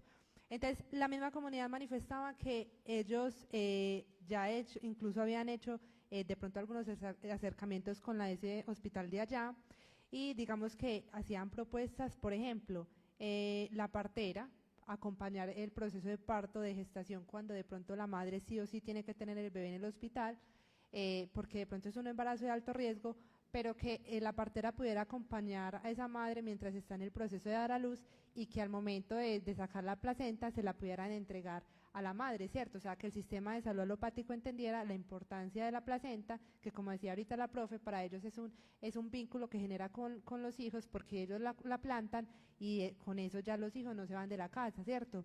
Entonces ellos mismos manifestaban generar un consultorio dentro de la misma ese hospital de allá, donde pudieran los mismos pacientes asistir primero al consultorio del médico tradicional para, digamos, las enfermedades leves, y que el mismo médico sea quien defina si definitivamente requiere uso de la medicina alopática. Pero también ellos nos manifestaban, bueno, es que a veces vamos al médico alopático y le decimos que para esta enfermedad me tomé una agüita, y el médico dice que no, que es que eso no sirve, que usted para qué se tomó eso, que eso no le sirve, que tiene que hacer uso, por ejemplo, de las pastillas. Entonces también era un combate entre lo que la comunidad concibe como enfermedad, las formas como ellos la pueden tratar y cómo el sistema médico alopático también entra en esa discusión de lo que para ellos sirve o no sirve, ¿cierto? Entonces incluso los acercamientos ellos nos manifestaban que ya se habían presentado, pero también llegaban como a ese tipo de encuentros. Por ejemplo, decían, sí, vamos a permitir que el médico tradicional trate a las comunidades, pero también el tema, por ejemplo, de la incapacidad, que seguía siendo uno de los principales barreras de acceso, porque obviamente si la persona trabaja y requiere la incapacidad, no le va a servir la que genera el médico tradicional. Pero también hablamos que, por ejemplo, con las promotoras indígenas que tenían en la comunidad, estaban haciendo un trabajo como de promoción y prevención, pero dentro de la misma comunidad, de forma tal que cuando fueran enfermedades leves, primero se fuera donde el médico tradicional, se tratara a través de la medicina tradicional, de las prácticas ancestrales, y ya si era de pronto una dificultad o una enfermedad que no se pudiera tratar a través de esta medicina, ahí sí se acudiera al sistema alopático, pero que fuera el mismo médico tradicional quien hiciera la remisión del paciente al sistema de salud. Bueno, para complementar lo que dice la compañera María, en cuestión de, pues hicieron unos acercamientos, ¿no? La misma comunidad manifestaba que hicieron acercamientos en cuestión del sistema ancestral con el sistema occidental para articular, digamos, prácticas, ¿no? En cuestión, un ejemplo, la asepsia, la limpieza, el lavado de mano, pero la cuestión es que el rote de personal, digamos en este caso del municipio de La Sierra, el hospital, el del rote de las enfermeras, los médicos, que ya conocían el sistema de salud ancestral del pueblo indígena Yanacona de Frontino. Entonces cuando llegaba el que estaba allí, pues muy bien, lo recibía porque ya conocía cómo eran sus prácticas, que usted podía hallar la placenta, pero cuando llegaba otra persona foránea, otro médico, decía, no, eso porque eso no es comprobado científicamente, eso no te puedes porque no puedes tomar esta planta porque te va a hacer daño, o no te puedes llevar eso porque vas a contaminar tu comunidad. Lo que hoy, actualmente, y pues se ha fortalecido son las unidades de cuidado. Actualmente pues tenemos la IPS Runa Yanacuna, que pues tiene, digamos, sus promotores con formación occidental, pero también tienen digamos, una formación a nivel cultural dentro del territorio. Lo que hace es que se articulen digamos, esos conocimientos y en busca de cómo mejorar la salud del territorio, no ir en contra y decir, bueno, es que usted tiene que hacer esto, y también lo que decía la profesora de lo de la demanda inducida, porque gran parte de los hospitales, donde sea, tienes que producir, y dejan de lado la salud. En este caso, pues se ha venido trabajando desde que se tome a la persona, se tome a la familia y el territorio, para que pues cause ese buen vivir dentro de la comunidad. Yo solo quiero mencionar un asunto, y es la autonomía y la soberanía, ¿cierto? Creería yo que parte de la solución es que cada pueblo se reconozca como tal, que reconozca su identidad, que se conozca, que desde pequeños empiece un proceso de educación y de no educación, y que todas estas prácticas que nosotros pudimos recopilar, reconocer, sean transmitidas, porque teóricamente lo que se plantea es que el 80% de los problemas de salud, al menos de salud física y psicológica también, se tratan con atención primaria. Entonces yo lo que propondría es un fortalecimiento de lo que desde esta perspectiva llamamos atención primaria, que no es más que el seguir los patrones de conducta, de comportamiento de la comunidad y de su propia identidad, y el reconocimiento de estos pilares que bien ya nos planteó Marisabel, ¿cierto? La armonía con la comunidad, la misma producción. Ustedes saben que uno de los fenómenos externos que han contribuido a que la salud de las poblaciones indígenas, que a propósito es mucho más precaria que la salud de las comunidades no indígenas, tenemos en el libro una motivación especial a leerlo, tenemos el reconocimiento de esta situación, las diferencias en los conceptos y en los indicadores de salud. Entonces la idea es que desde la producción, por ejemplo, el cultivo de las semillas, ellos reconocían que parte de su salud viene de la producción, de los asuntos de la tierra, de incorporar elementos que son un proceso de aculturación, de alimentación no saludable, de productos ultraprocesados, ya en las escuelas, por ejemplo, igual que en nuestras comunidades mismas, la alimentación, el refrigerio no es una fruta, no es un alimento saludable, no es un alimento a base del maíz, no es un alimento sano, son alimentos genéticamente modificados. Entonces, desde el reconocimiento de qué es lo que causa la salud, qué es lo que causa la enfermedad en la producción, en las relaciones, en la interacción con la familia, bueno, el reconocimiento de todos estos pilares como proceso de atención primaria, ¿cierto? ¿Qué se debe hacer, qué no se debe hacer?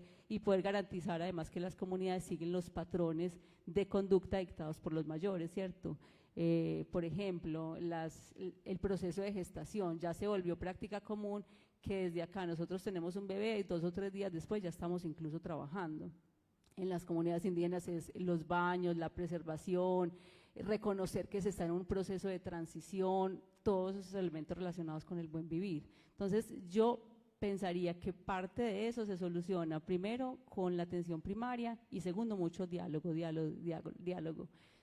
con, no importa que haya que repetir, no importa que haya que reinducir a las personas que van haciendo las prácticas de enfermería, que van siendo los médicos rurales de las instituciones, hay que entrar en contacto permanente. Lo decíamos, siempre es una espiral, siempre necesidad de cambio, sabemos que hay necesidad de relaciones específicas, que el mundo es cambiante y nos tendríamos que acomodar a ello también, ¿cierto? Y poder juntar las fuerzas necesarias para poder siempre en diálogo permanente. Y políticamente creo que es necesario reforzar la educación en las universidades. John, por ejemplo, y Marisabel entendieron que este era un proceso importante, adecuado, pertinente y que desde sus profesiones podían contribuir en la comunidad indígena, específicamente pues en la Yanacona. Ya John se dedica también a apoyar las comunidades desde otro ámbito, pero creería yo que falta un fortalecimiento muy importante de la educación de las profesionales de salud para que puedan comprender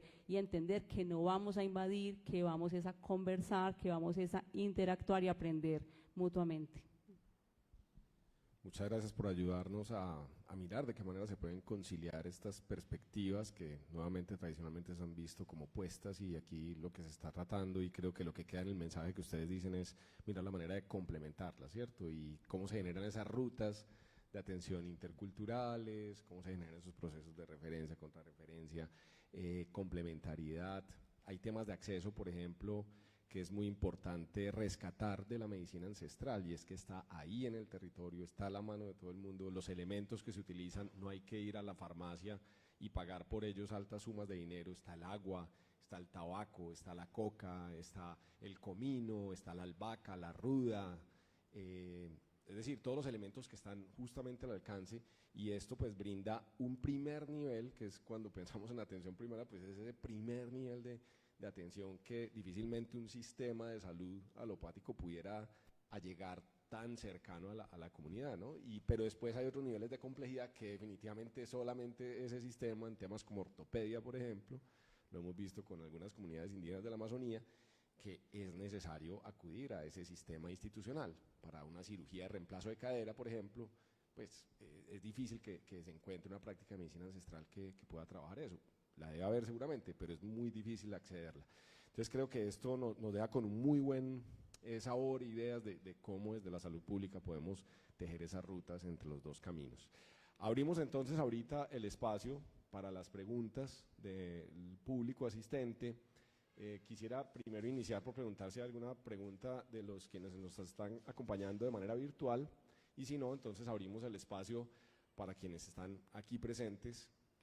Le habíamos pedido inicialmente al semillero de Iwersa también que aprovecháramos este espacio para hablar un poco acerca del significado de ese baile y cómo se relaciona con la temática de este libro. Pudiéramos iniciar por ahí, si les parece, el profesor Selnich Vivas, o el profesor Noino Hijitoma, o la profesora Maribel Berrío, alguno que quisiera brevemente compartir un poco de eso, mientras van surgiendo otras preguntas por parte del público.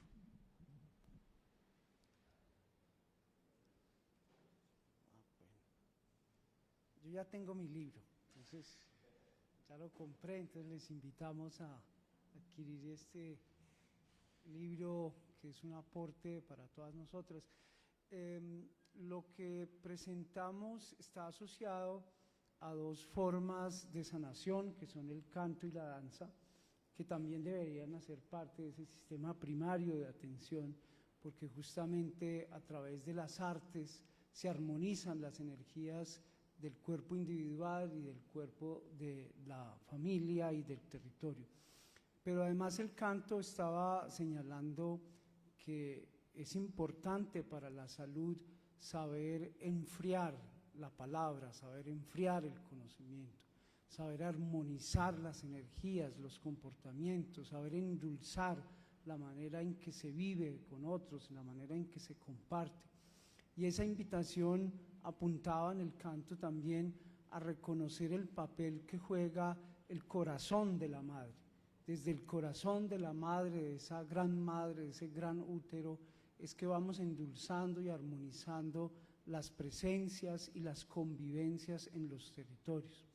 Y así luego mencionamos a la comunidad Yanacuna, agradeciéndole por su sabiduría y por su compartir de palabras, su compartir de belleza, su compartir de sanación, y así pensamos que también esta comunidad universitaria se acoge a esas metodologías propias, es decir, que no solamente el objeto del libro hace parte de la construcción del conocimiento, sino también el ritual y en este caso la danza y el canto hacen parte de la formación universitaria. Muchas gracias.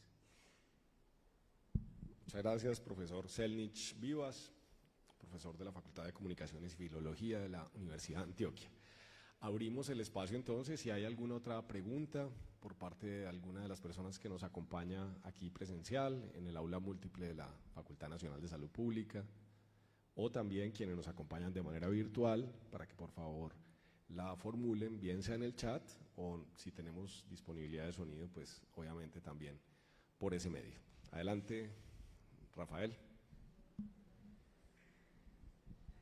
Buenas tardes. Más que una pregunta a las compañeras, a Mónica, a María Isabel, ¿cierto? A John, agradecerles. Porque lo que ustedes acaban de hacer o mostrar en este momento, que es una construcción de años, es muy importante, no solamente para la universidad, tal vez lo subestime la universidad. Para nosotros que venimos de un territorio indígena, que venimos con unas condiciones diferentes acá, resulta un hito importante.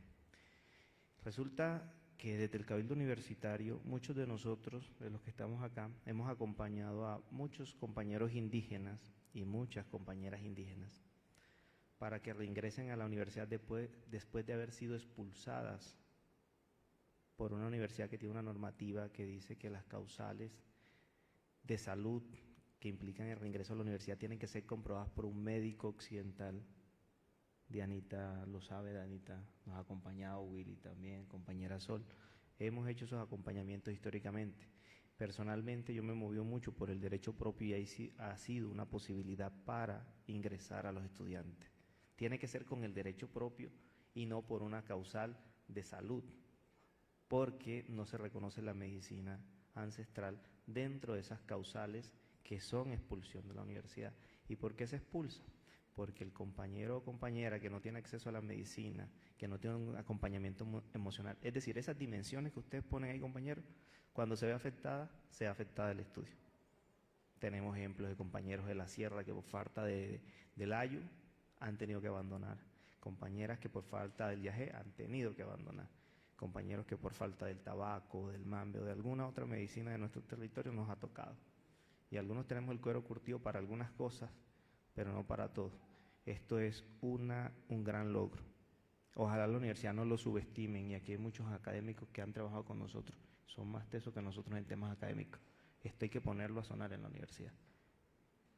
Porque no podemos decir ni nombres, tal vez números, pero han sido muchos durante estos años y esos compañeros están allá en el territorio.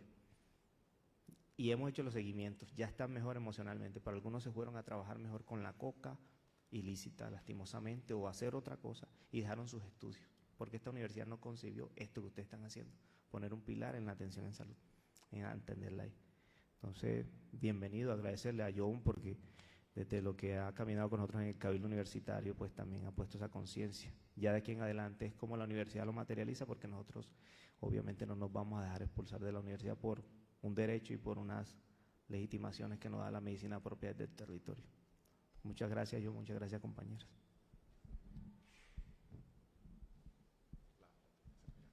Profesora Maribel Berrío. Muchas gracias, Jaca Fuigura. Bellecita, Kai, Einamaki, Monaitate. Estoy hablando de la lengua muneca, en la cual hicimos el canto, agradeciendo porque están estos saberes de las ancestras y los ancestros que vienen a curar y a sanar los territorios. Y también pues celebrando la germinación de este libro tan esencial, como dice Rafa, que se ha escuchado en estos escenarios y legítimos para sustentar muchas situaciones que se viven. A mí me pareció muy potente que se arrancaran pues con la espiral, también los elementos que mencionaba Johnny, explicaba como el chumbe. Y durante la conversa se habló del ritual. No sé si en el libro, no lo he leído, pero muy animada a leerlo, se concibió el ritual o cómo esa práctica colectiva, comunitaria, o el chumbe hace parte también de ese sistema de salud. Quisiera como escuchar un poquito, John, cómo se incorpora eso a esa salud y si solo estaría en el terreno de lo psicológico o en lo espiritual o es transversal a toda esa armonía. Bueno, en cuestión de, profe, lo del chumbe, pues hay, digamos, dos funciones, digamos, dentro del pueblo yanacuna. Una es utilizado, digamos, para las personas que van a dar, digamos, están embarazaditas, les ponen el chumbe, después de que le hacen el ritual de sobar con plantas, y también ese es utilizado el mismo chumbe para ponerle al niño. En este caso, pues, es, digamos, un ejemplo, este es el niño, y lo vamos a enchumbar desde la parte de los bracitos hacia abajo hasta los pies, eso con el fin de que el niño coja fuerzas, camine rápido y en el, digamos, la formación de sus etapas, pues sea fuerte, ¿no? Digamos, emocional, porque no decir, no es que solo para que sea fuerte vaya a cargar leña, va a cargar agua, sino que desde los pies hacia arriba en la formación, es como decir un árbol, si crece bien, digamos, de manera derecho, pues va a dar buenos frutos. En este caso, pues el niño va a crecer bien, va a servir a la comunidad y también va a implementar de que eso, digamos, el legado, digamos, del chumbe lo siga permaneciendo a través del tiempo. Porque ahora que llevamos a colación lo del chumbe, las enfermeras o los doctores decían, no, pero ¿para qué le pone eso? Usted le va a causar que se le va a asfixiar el niño o se le va a formar una displasia, bueno, que llama separación de cadera, pero desconocen el concepto y lo que es el chumbe para los usos y costumbres de las comunidades indígenas.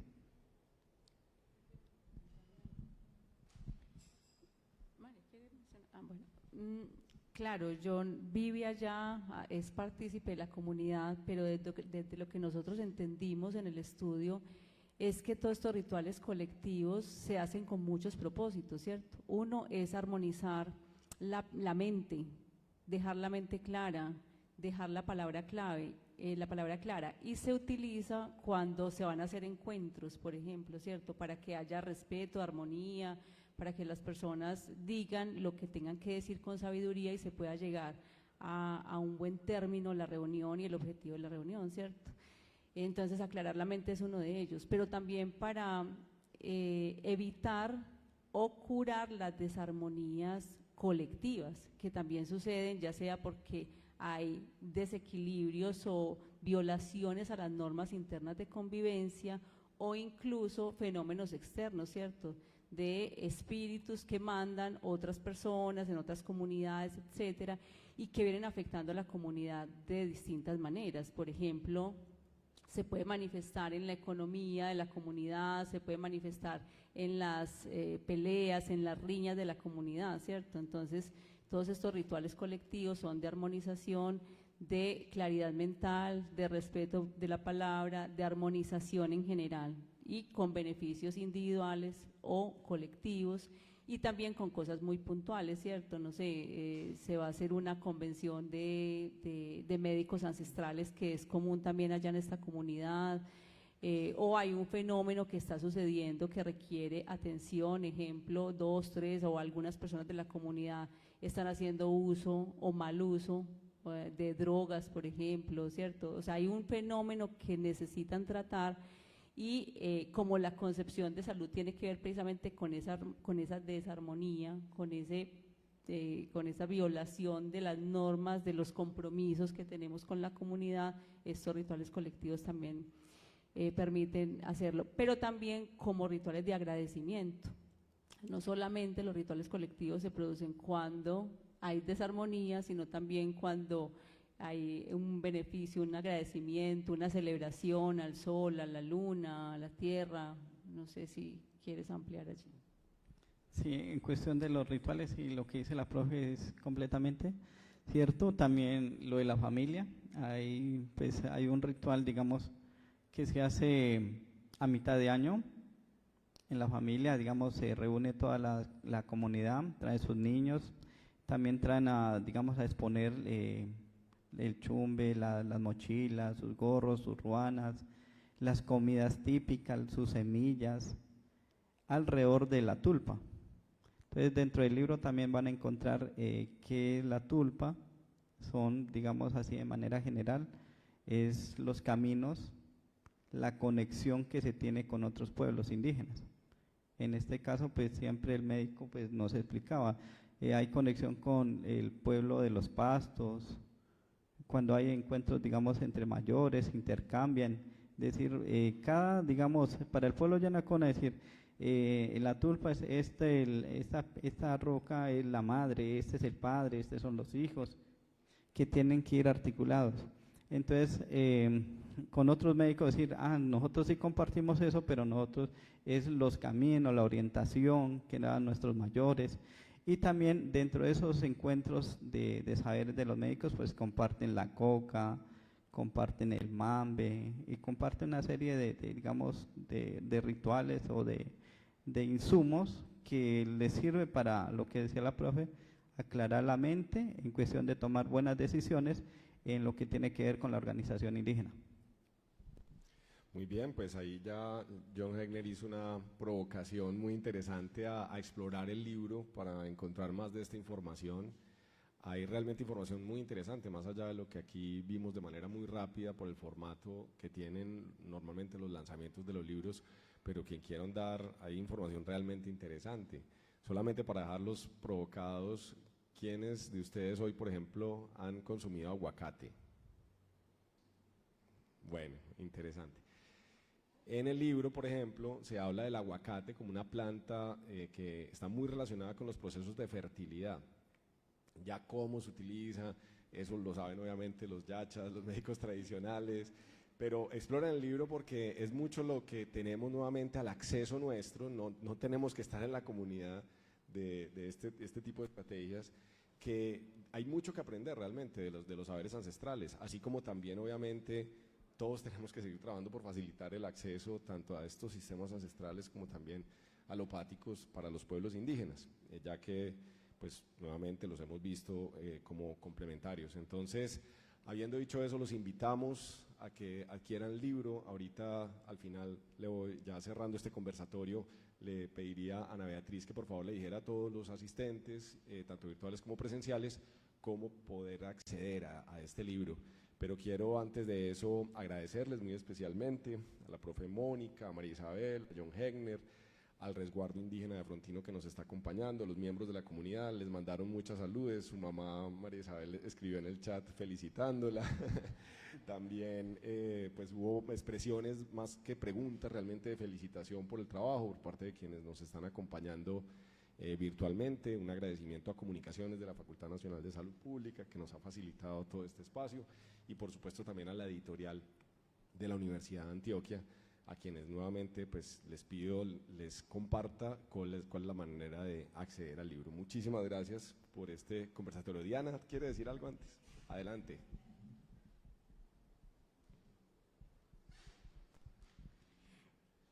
Bueno, quería contarles una anécdota sobre el libro, yo ya lo tengo, porque en una feria, en el bloque 16 de la editorial, a principios de año lo tenían, y precisamente ha sido un referente, ya que ahorita hago parte del equipo de enfoque étnico de la Secretaría de Salud y estamos en la construcción del documento de la ruta materno-perinatal para gestantes indígenas y afro.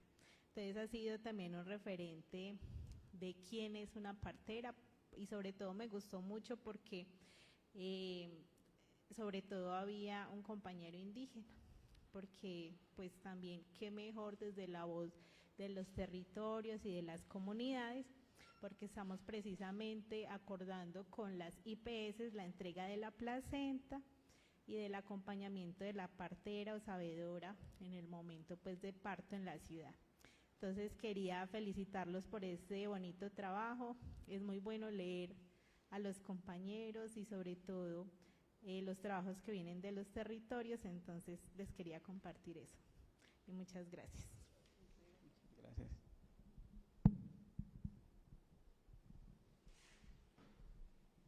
Muchas gracias, Diana.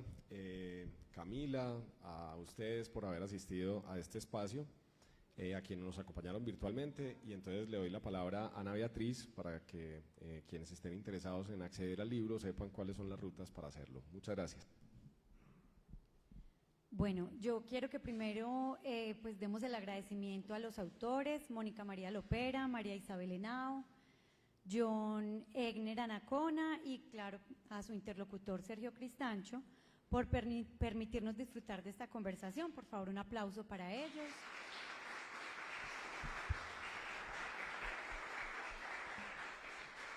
Bueno, y contarles que el libro lo consiguen en las librerías de la Universidad de Antioquia, una ubicada en el Paraninfo, en la sede de San Ignacio, y la otra en el edificio de extensión. Hoy tenemos acá también el libro con el 25% de descuento para que aprovechen también pues como quienes lo deseen adquirir con todos los medios de pago. Y aprovechar también este espacio para contarles que en el momento está abierta la convocatoria para la publicación de libros derivados de proyectos de investigación.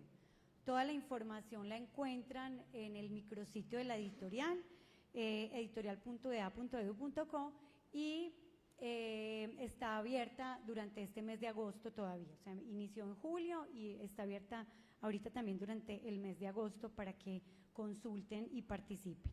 A todos entonces muchas gracias por su asistencia, por su permanencia en este recinto, un feliz resto de tarde y un feliz fin de semana. Muchas gracias.